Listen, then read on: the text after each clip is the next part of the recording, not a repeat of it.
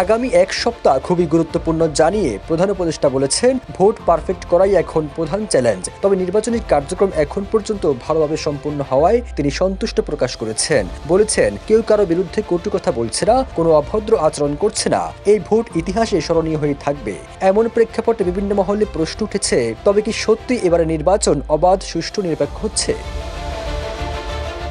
৭ ফেব্রুয়ারি রাতে রাষ্ট্রীয় অতিথি ভবন যমুনায় নির্বাচন সংক্রান্ত উচ্চ পর্যায়ে বৈঠক করেন প্রধান উপদেষ্টা। পরে প্রেস সচিব শফিকুল আলম গণমাধ্যমকে জানান, পুলিশকে বডি অন ক্যামেরা দেওয়া হয়েছে। সারা বাংলাদেশে প্রায় ৪৩,০০০ ভোট কেন্দ্র, এর মধ্যে ২৫,৭০০ বডি অন ক্যামেরা দেওয়া হচ্ছে।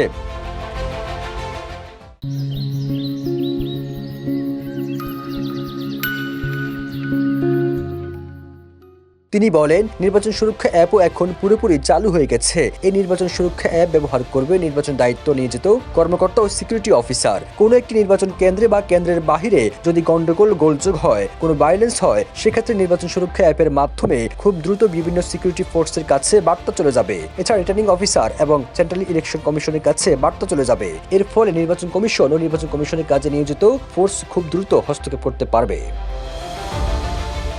সংবাদ সম্মেলনে প্রেস সচিব আরো বলেন, প্রধান উপদেষ্টা বলেছেন, আগামী এক সপ্তাহ খুবই গুরুত্বপূর্ণ। ভোট উৎসবমুখর হবে, নারীরা আনন্দের সঙ্গে ভোট দেবেন, মানুষ পুরো পরিবার নিয়ে একসঙ্গে ভোট উৎসবে যোগ দেবে। এই ভোট ইতিহাসে স্মরণীয় হয়ে থাকবে।